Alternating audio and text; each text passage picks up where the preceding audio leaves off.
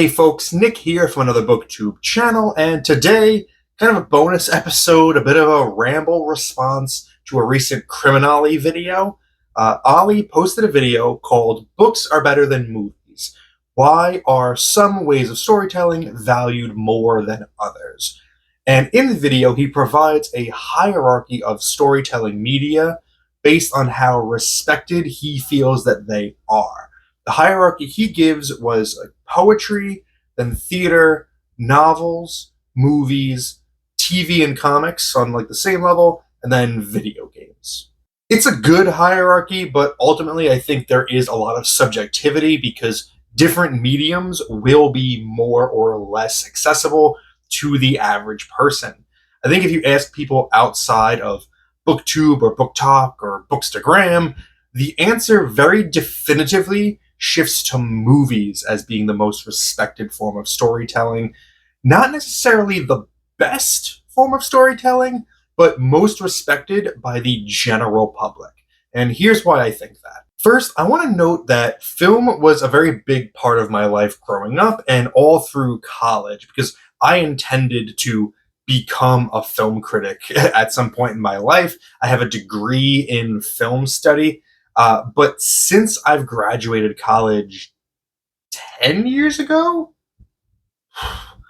I've become incredibly jaded about movies. I hate the current state of the movie industry, and it's a big reason why I've gone back to books as my primary form of entertainment.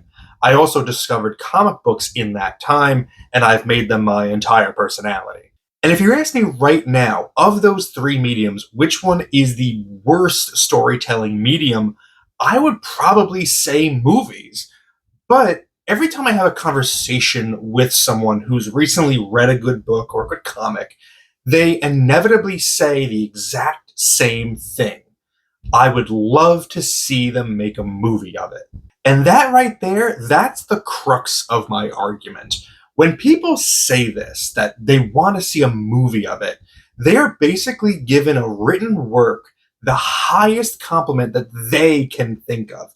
They love this thing so much that they want to experience it again, but as a movie. And I always ask them the same question when they say this. Why? Why do you want a movie of it? You already have the story in a format you enjoyed. You read the book, you read the comic, and you loved it. What do you need a movie for? Why would you want to shift the story to a different medium that is 100% more restrictive than the original one? That restriction is why I would personally consider movies to be below books and comic books as a storytelling medium. Movies are what I call passive involvement entertainment, because the audience doesn't need to do any work to take in the story. Movies play directly into two of our five senses, sight and sound. Our eyes take in what's on screen, and our ears listen to the sound coming out of the speakers. There is no ambiguity in film in this respect. And I don't mean that there's no ambiguity in meaning in film. Everyone who walks away from David Lynch's Eraserhead will have a different interpretation of the events of that film. But everyone saw and heard the exact same thing. The only thing the audience need do is take in the data and then after the fact, try to analyze it. That's why I call it passive involvement, because you just sit there and you let the story happen to you. The visuals are all set in stone. The sound is mixed in a very specific way. The camera only shows you what you are meant to see. The actor and director have decided how the lines will be read. They've done all the work, so you don't have to. That's why people love terrible, loud action movies, because as they say, you could just turn your brain off and enjoy it. That's not the case with books. Books are what I call active involvement entertainment, because you've usually just got one author who's put all the words down on paper, but it's up to your own imagination to bring those words to life. Everyone that sees a movie sees the exact same images. Everyone that reads a book sees a different movie in their mind. And I think that's ultimately why people want to see their favorite books adapted to film, because they want to see their personal mind movie given form to like validate themselves. Like if an official Hollywood movie interprets the material the same way that they did, then they won at reading, I guess. But that never happens. The movie is never what you really expect it to be, sometimes for better, often for worse. This is why, in my humble opinion, comic books are the best storytelling medium out there, because it is a perfect blend of passive and active involvement entertainment. The creative team of the comic gives you a lot of information. The visual tone, the way certain characters look, the setting, the dialogue, the narration.